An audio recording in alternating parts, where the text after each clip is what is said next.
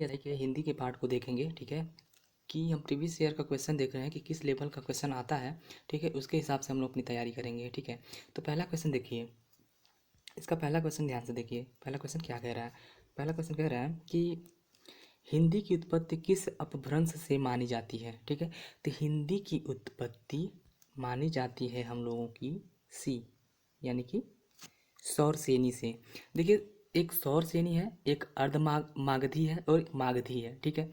तो अगर सौरसेनी नहीं दिया है तो अर्धमागधी मारेंगे, अगर अर्धमागधी नहीं दिया है तो मागधी मारेंगे, अगर तीनों दिया है तो सबसे पहले हम मानेंगे किसको? सौरसेनी को मानेंगे, ठीक है।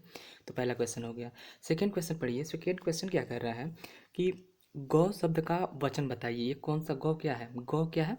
गौ यह एक वचन है, ठीक है, एक वचन है। कोई पूछे गौ का बहुवचन तो गाय होता है। गौ का बहुवचन क्या होता है? गाय होता है। अगला क्वेश्चन देखिए, क्या कह रहा है? कह रहा है कि उत्साह वास्तव में डैश और डैश की मिलीजुली अनुभूति है, शुक्ल जी के इस कथन को पूर्ण कीजिए, ठीक है। तो अब देखिए, अब ये पढ़ने से तो पता चल जाता है कि इसमें क्या भरा जाएगा। तो पहला दिया है कर्म और मन, नहीं भाई, मन और कर्म नहीं, फल और कर्म नहीं, कर्म और फल। डी होगा। क्यों डी होगा भाई? देखो, कर्म करोगी, अगर कर्म कर रहे हो उसका फल मिल रहा है तब तो उत्साह होगा। ये थोड़ी है कर्म से पहले फल मिल जाए, नहीं ना, कर्म करने के बाद ही फल मिलेगा।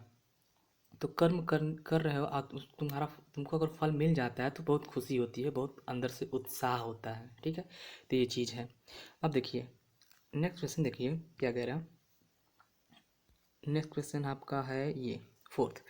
कठिन कार्य में सफलता प्राप्त करना, इस वाक्य के लिए उचित मुहावरा क्या है? देखिए क्या है। अगर कोई कहे कि जान हथेली पर रखना, नहीं भाई, जान हथेली पर रखना इसका मतलब होता है जान खतरे में डालना। छक्के छुड़ाना यानी कि किसी को एकदम, मतलब छक्के छुड़ाना मतलब क्या, किसी को हरा देना एकदम से, एकदम अच्छे से लड़ना किसी से साथ, ठीक है। और कठिन कार्य में सफलता प्राप्त करने का मतलब होता है ना, गढ़ जीत लेना नहीं कहते हैं। तुमने तो गढ़ ही जीत लिया पूरा, ठीक है। तो फोर्थ का क्या होगा? सी होगा। फिफ्थ देखिए, फिफ्थ कह रहा है, फिफ्थ आपका ये फिफ्थ वाला क्वेश्चन देखिए। कवि का सही बहुवचन क्या होगा? कवि का सही बहुवचन क्या होता है? कविजन होता है। क्या होता है? कविजन। फाइव का सी होएगा। अब आगे देखिए सिक्स।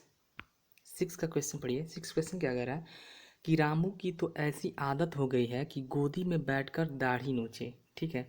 तो मान लीजिए आप किसी को अपने गोदी में बैठा रहे हो, ठीक है, मतलब आप उसकी उसकी भलाई कर रहे हो कि आप आपकी गोदी में बैठ जाओ, उसकी भलाई कर रहे हो कि गोदी में बैठा रहे हो, और वो अब दुष्टता कर रहा है कि आपकी दाढ़ी नोच रहा है।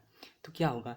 इसका मतलब ये हुआ ना कि आप उसकी भलाई कर रहे हो और वह आपके साथ दुष्टता कर रहा है। तो आंसर क्या होगा? बी होगा। अब देखिए नेक्स्ट क्वेश्चन सेवन। सेवन को पढ़िए। सेवन क्या कह रहा है? सेवन कह रहा है कि प्रेरणा स्टूडियो जाएगी, ठीक है। तो इसमें कौन सा जाएगी, गागेगी आ गया तो मतलब क्या होगा? सामान्य होगा, सामान्य भविष्य काल होगा, सी। नेक्स्ट क्वेश्चन देखिए एट।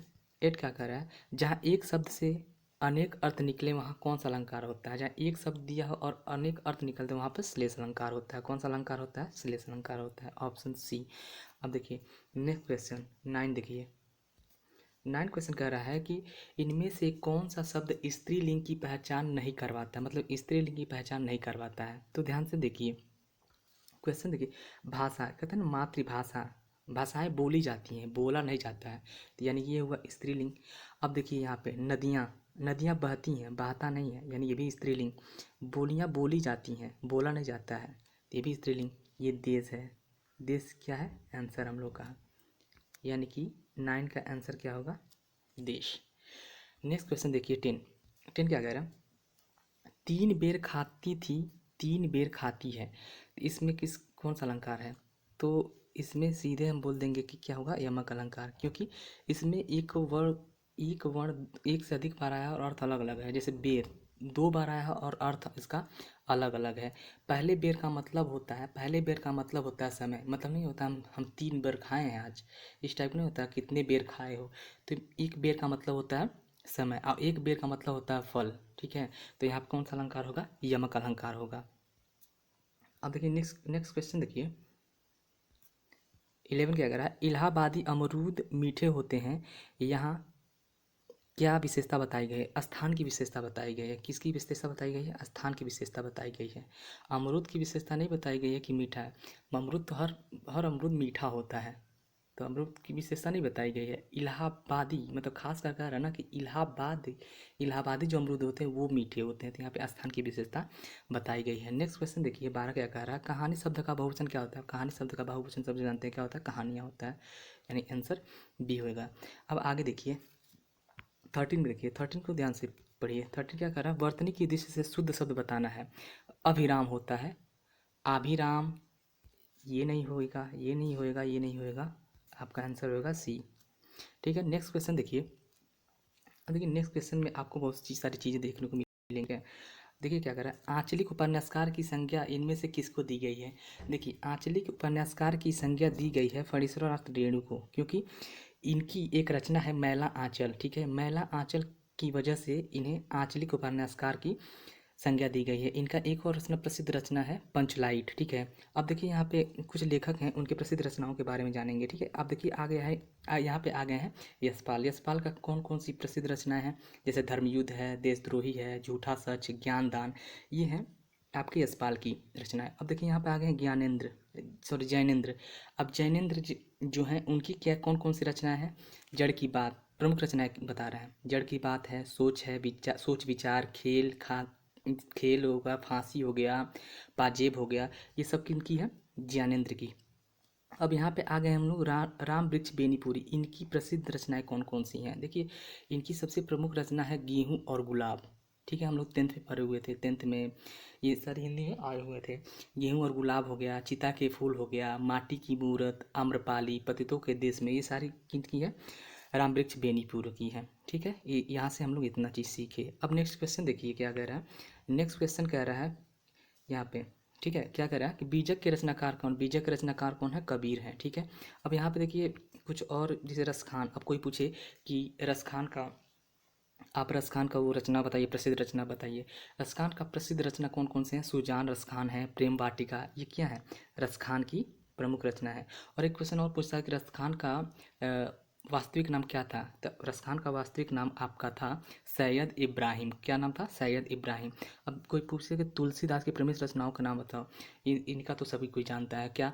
रामचरितमानस है, गीतावली है, कवितावली है, और एक विनय पत्रिका भी है। ठीक है, तो ऐसा माना जाता है कि जो विनय पत्रिका था उनका लास्ट मतलब रचना था, लास्ट रचना था विनय पत्रिका। अब यहाँ पे देखिए, यहाँ पे आ गए रहीम। अब कोई पूछे कि रहीम जो है ना, उनकी प्रसिद्ध रचनाओं का नाम बताइए, तो उनकी प्रसिद्ध रचनाओं में कौन कौन सी रचनाएं आती हैं?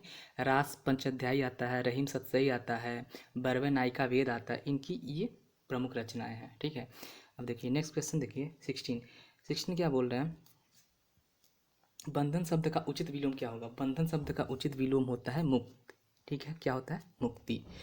ठीक है, अब 17 देखिए, 17 क्या कह रहा है? जोखग होतो बसेरो करो, मिली कालिंदी फूल डैश है कि डाल, रिक्त स्थान में सही शब्द बताइए। तो यहाँ पर सही शब्द क्या होगा? कदम, क्योंकि जब हम लोग हाई स्कूल का एग्ज़ाम दे रहे थे उसमें ये लाइन आया हुआ था। और ये जानते हैं ये लाइन किसका है? ये लाइन आपका रसखान का है। ठीक है, रसखान का ये लाइन है। 18 देखिए, अब 18 के क्वेश्चन को पढ़िए। 18 क्या कह रहा है कि अज्ञेय की जो कृति को किस कृति पर भारतीय ज्ञानपीठ पुरस्कार मिला था? ये सबसे अच्छा क्वेश्चन है, किस पे मिला था? ठीक है, तो वो आपको मिला था कितनी नावों में कितनी बार। ये सारी रचनाएं जो है ना, ये सारी जो भी रचनाएं दिया है, ये सारी रचनाएं अज्ञेय जी की ही हैं, लेकिन उनको कितनी नावों में कितनी बार पर ही ज्ञानपीठ पुरस्कार मिला था। अब एक क्वेश्चन पूछता है कि अज्ञेय का पूरा नाम क्या था? अज्ञेय का पूरा नाम था सच्चिदानंद हीरानंद वत्सायन अज्ञेय। ठीक है, अब नेक्स्ट क्वेश्चन देखिए 19 क्या कह रहा है? संयोग शब्द में उपसर्ग बताइए। तो संयोग में ये होता है समधन योग। क्या होता है? समधन योग, सी। अब नेक्स्ट क्वेश्चन देखिए 20 क्या कह रहा है? निम्नलिखित में से अनुपयुक्त समानार्थी जोड़ा पहचानिए। ठीक है, समानार्थी जोड़ा पहचानना है। तो यहाँ पे देखिए, केस का मतलब बाल होता है। ठीक है, द्रव का मतलब वित्त होता है, केला का मतलब कदली होता है। तो वैसे बादल का मतलब नीर नहीं होता है। नीरद होता तो सही रहता है, लेकिन नीर दिया है तो यही चीज़ गलत है, ये वाला चीज़ ए। अब आगे यहाँ पे देखिए, यहाँ पे दिया है कि आँख खोली देखो तो ना, ये है डैश है, फिर यहाँ पे डैश है, तो इसमें कौन क्या भरा जाएगा? इसमें आपका भरा जाएगा घनश्याम। क्या भरा जाएगा? घन घनश्याम, घन घनश्याम। ठीक है, यहाँ पे हो गया। अब 22 देखिए, 22 क्या कर रहा है? ऊषा उदास आती है में अलंकार क्या है? देखिए ऊषा का मतलब क्या होता है? ऊषा का मतलब होता है सुबह। क्या होता है? सुबह। लेकिन यहाँ पे ये दिखाया गया है ना कि जैसे लग रहा है ना कि ऊषा कोई मतलब स्त्री है और वो उदास होकर आ रही है, जैसे नहीं लग रहा है कि मानव की जैसे? तो यहाँ पे कौन सा अलंकार होता है? मानवीकरण अलंकार, ये होगा। अब देखो 23 को देखो, 23 क्या कह रहा है? हमारा समाज उन्नति के पथ में है। नहीं, में नहीं होता है, पर होता है। तो में, पर, का, के, की, ये सारी जिसमें त्रुटियां होती हैं वो कौन सी होती हैं? कारक त्रुटि होती है। यानी इसमें कौन सी त्रुटि है? कारक त्रुटि है। अब देखो 24 क्या कह रहा है? निम्नलिखित वाक्यों में से अशुद्ध पहचानिए। अशुद्ध को पहचानना है, तो पहला पढ़ो। पहला क्या कह रहा है? जल्दी, उसे जल्दी घर जाना था। सही है। मुझे वहाँ नहीं जाना था, ये भी सही है। वे लोग जा रहे हैं, ये भी सही है। लेकिन डी गलत है। मेरे से नहीं कहा, मुझसे कहा होता तो सही रहता, लेकिन यहाँ पे दे दिया है मेरे से कहा, तो ये गलत है। 25 देखो, 25 में क्या कर रहा है? संधि के तीन भेद होते हैं। एक तीन भेद होते हैं, एक स्वर संधि होता है, एक व्यंजन संधि होता है, एक विसर्ग संधि होता है, यानी कि ए आंसर होगा। अब नेक्स्ट क्वेश्चन देखिए, सौमित्र किसको कहते हैं? सौमित्र कहते हैं हम लक्ष्मण को। किसको कहते हैं? लक्ष्मण को। ठीक है, तो हम्म, अब नेक्स्ट क्वेश्चन देखिए, ये वाला देखिए, ये गद्य दिया रहता है, इसको पढ़ के आंसर देना होता है, तो ध्यान से पढ़ लीजिए, इसका आंसर देना है। ठीक है, तो क्या कह रहा है कि ये आपका कह रहा है, ठीक है, विज्ञापन आज के औद्योगिक युग का बहुत महत्व रखते हैं। व्यापारी के नज़रिए से भी और आम जनता के दृष्टिकोण से भी विज्ञापन व्यापारी को लाभ देने के प्रयत्न हेतु तैयार किए जाते हैं, जबकि विज्ञापनों पर होने वाला संपूर्ण खर्च उपभोक्ताओं पर ही परोक्ष रूप से पड़ता है। ठीक है, वस्तु की लागत बढ़ जाने से उनके मूल्य में भी वृद्धि हो जाती है। ठीक है, ये क्वेश्चन, ये पढ़ने के बाद, पद्य को पढ़ने के बाद, इस गद्य को पढ़ने के बाद आंसर देना है। ठीक है, तो अब क्वेश्चन देखिए क्या पूछ रहा है। क्वेश्चन आपका है, ये कह रहा है कि किसी किसके द्वारा उपभोक्ता का परोक्ष रूप से शोषण किया जा रहा है? विज्ञापन द्वारा। भाई किसके द्वारा किया जा रहा है? विज्ञापन के द्वारा किया जा रहा है। 28 देखिए, 28 क्वेश्चन क्या कर रहा है? विज्ञापन किसके लिए लाभदायक है? व्यापारियों के लिए। किसके लिए लाभदायक है? व्यापारियों के लिए लाभदायक है। अब अगला क्वेश्चन पढ़िए, कि अगला क्वेश्चन कह रहा है कि आज के औद्योगिक युग में किसका महत्व तो बढ़ता जा रहा है? विज्ञापनों का क्या, विज्ञापन का महत्व क्या हो रहा है? बढ़ता जा रहा है। ये हो गया। अब आगे देखो क्वेश्चन, ये कह रहा है 30 कह रहा है कि श्रीलाल शुक्ल को उनकी कृति पर व्यास सम्मान प्रदान किया गया था। विश्रामपुर के संत पे इन्हें व्यास सम्मान से सम्मानित किया गया था। ये देखिए 31 क्या कह रहा है? मुद्रित महिपति मंदिर आए, सेवक सचिव सुमंत्र बुलाए। में देखो, इसमें यहाँ पे देखो मो आया है, यहाँ पे श आया है, तो यानी कि जहाँ पे ये होता है वहाँ पे कौन सा अलंकार होता है? वहाँ पे अनुप्रास अलंकार होता है। आगे क्वेश्चन पढ़ना है। यहाँ पे 32 दिया है कि मोक्ष की इच्छा रखने वाले को क्या कहा जाता है? क्या कहा जाता है? मुमुक्षु कहा जाता है। 33 देखना, 33 क्या कह रहा है? 33 कह रहा है ना कि एक तो करेला, आप डैश है, लोकोक्ति को पूर्ण कीजिए, दूजा नीम चढ़ा। ठीक है, जैसे करेला तीखा होता है, मतलब कड़वा होता है, वैसे नीम भी कड़वा होता है। ठीक है, अब आगे पढ़ो। 34 क्या कह रहा है? 34 को पढ़ना है। उचित शब्दों से रिक्त स्थानों की पूर्ति करें। 200, ठीक है, डैश है, वैष्णव की वार्ता के रचनाकार गोकुल दास हैं। तो क्या है इसका आंसर? होगा 52।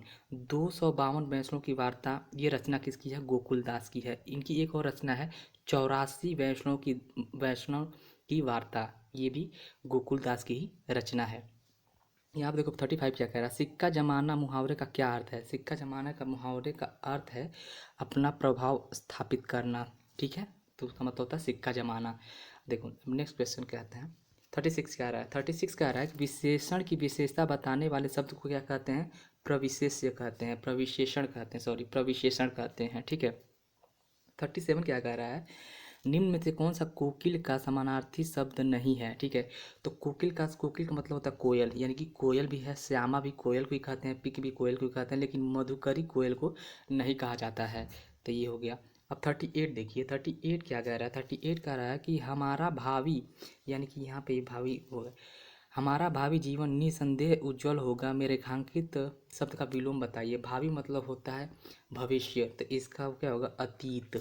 ठीक है, अब 39 का देखिए, निम्नलिखित वाक्यों में से कौन सा कथन अशुद्ध है। अशुद्ध बताना है कि कौन सा कथन है। हमारे पास समय कम है, हमारे पास समय कम नहीं, हमारे पास कम समय है, ये सही रहता है, यही एक गलत सेंटेंस दिख रहा है, तो ए हो जाएगा।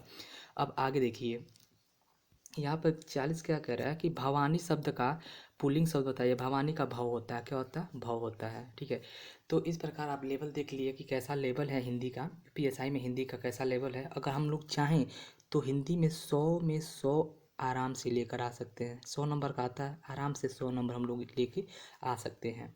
ठीक है, और बाकी जो जीके वाला पार्ट है उसको हम जल्द ही अपलोड करेंगे। ठीक है।